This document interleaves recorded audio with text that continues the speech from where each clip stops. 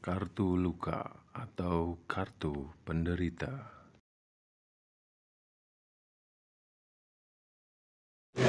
Untuk pengetahuan yang terakhir, untuk sesi dasar-dasar pertolongan pertama, ada yang dikenal dengan istilah kartu luka atau kartu penderita.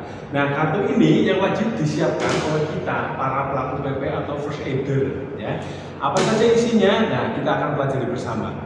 Dalam secari kertas itu paling tidak kita lihat ya, terdapat ada nama atau identitas si korban, nama siapa, kemudian umurnya berapa tahun usianya. Ya.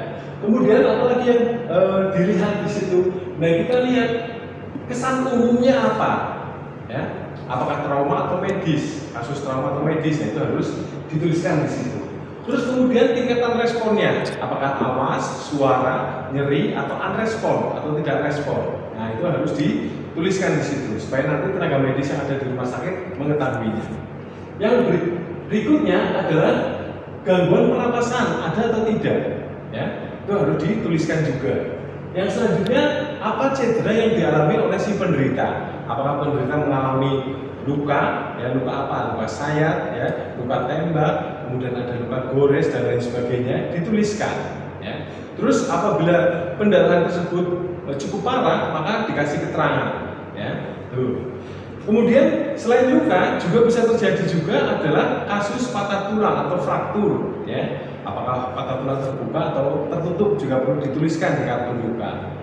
Kemudian pertolongan pertama yang dilakukan oleh tim PP ya atau safety man ini kalau di perusahaan di pabrik-pabrik gitu ya. Apa yang sudah dilakukan? Contoh adalah pembalutan terhadap luka sayat yang terjadi. Terus kemudian contoh adalah pembidian pada patah tulang di lengan bawah kanan. Terus kemudian ada patah tulang di tungkai atas kiri. Ya, terus misalkan ada luka tusuk yang masih ada benda yang menancap di perut bagian kiri, ya. Terus misalkan ada organ dalam atau usus yang terburai di perut sebelah kanan.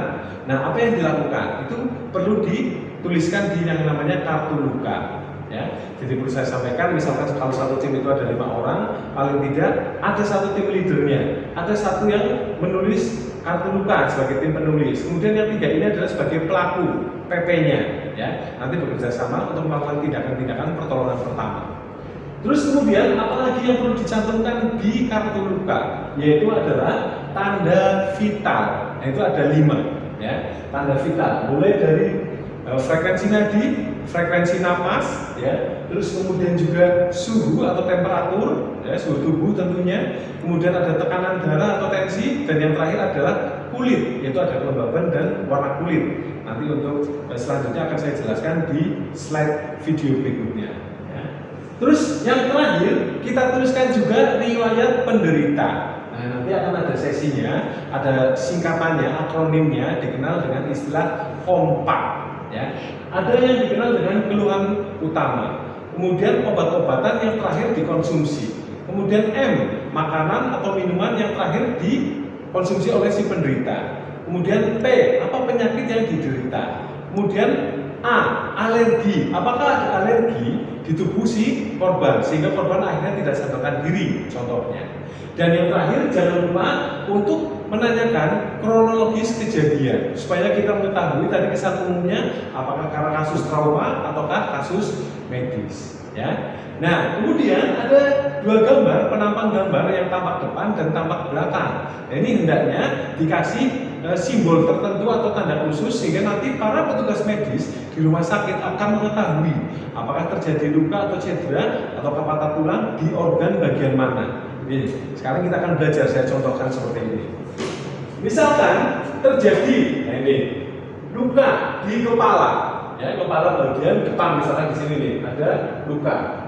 Kalau itu merupakan luka, kita kasih tanda lingkaran, mungkin dengan ballpoint yang tadi sudah kita bawa. Ya. Terus kemudian terjadi lagi luka, misalkan di sini di perut, kita lingkari perutnya. Ya, ada pendarahan yang cukup hebat di sini lingkari.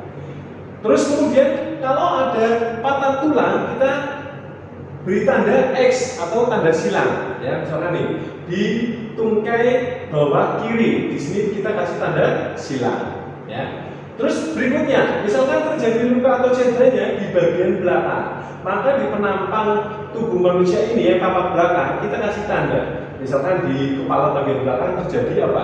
Kebocoran, artinya pendarahan di kepala bagian belakang. Maka di sini dikasih tanda lingkaran atau oval. Ya.